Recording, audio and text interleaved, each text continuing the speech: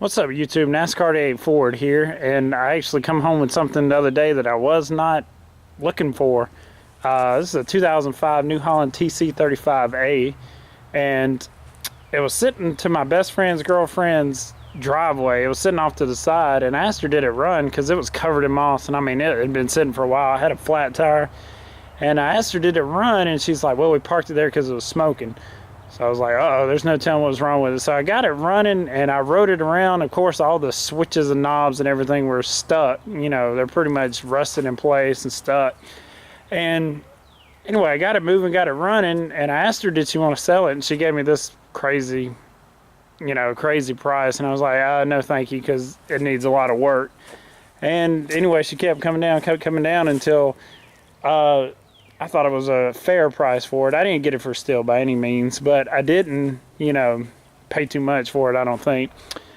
I wasn't really looking for a tractor, but my grandmother has about 30 acres, and I figured I could do some bush hogging with it once I get it back up to, running condition, which is pretty close now. I still need to change out the fuel filter because it's pretty nasty. I'll show it to you in a second.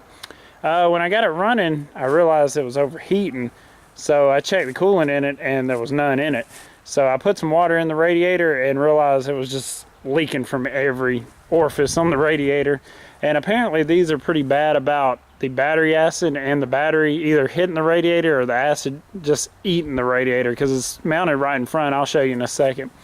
It's mounted right in front of the battery, and it sucks battery acid through it, so it just eats it alive. If you look at this one, you could tell that it was rode hard. It's only got 500 hours on it, but if you look at the fender, it's busted off of it. I mean, it's just basically there. And they are $2,000 a piece. I've already priced, so it's definitely not going to get new fenders unless I luck up on some that are cheap. The left side headlight is busted out, and I will try to find a headlight for it, because I think that that's the least thing it needs something. That'd be the only cosmetic thing I do to it. It's actually real glass, so I'm surprised about that. If I pop the hood on, it's got a little 3-cylinder diesel engine on it, and I actually took the radiator out, and the radiator shop was actually able to save it. So they basically plugged all the holes on it and painted it for me. The battery's just temporarily stuck there because this is not the right battery for it. It was what was in it, and there's 2 hold down bolts that are poking up, so I didn't want to cut those because I'm thinking about trying to get the right battery for it. The hood's in decent shape on it. This fender over here is busted off too. Like I said, they're really rough with this thing. They must have hit everything on their property. There's 10 acres out there, and I was riding it around, and if I'd have spent this much on a tractor, I'd have tried to take a little bit better care of it. It's got some trim pieces missing on it, which I don't really care about that. The tires are in good shape. The roll bar is missing both of the pins. I got to try to find that.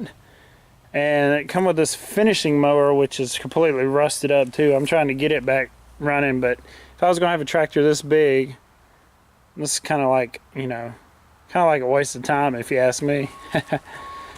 So anyway, getting onto it, it does run pretty good. The step on the other side is just gone. I don't know, they must have knocked it off. I got some more cleaning to do on it apparently, but man, this thing looks 1,000 times better than it did. It's got some weird electrical issues. Sometimes, like, I was riding it a while ago and the glow plug light come on for like 2 seconds and then cut back off. And I don't really think the gauges work that good. They kind of bounce around and all that stuff, so I can't really tell what's legit and what's not. But it seems like everything works.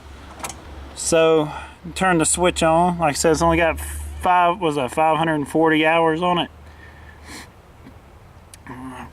So, let's see. It seems like everything's working on it. I always wait for the glow plug light to go off.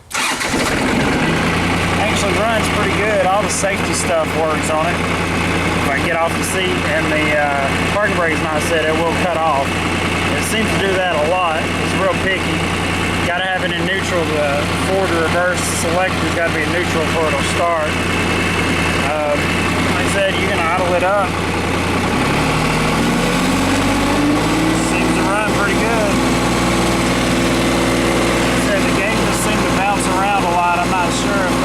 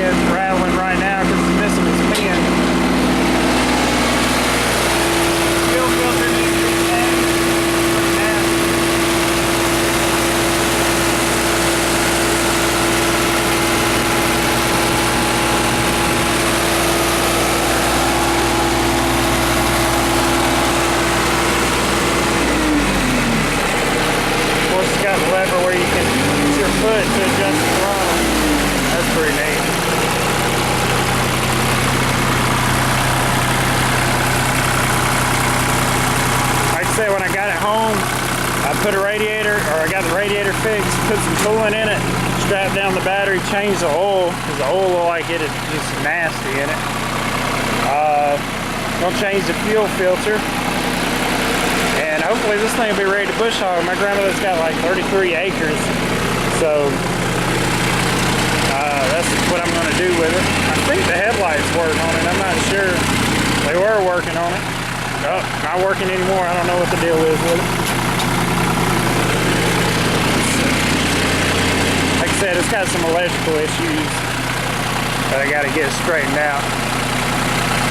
But other than that, I'm gonna put it to use. Hopefully get some good bush hogging out of it before anything major goes wrong with it.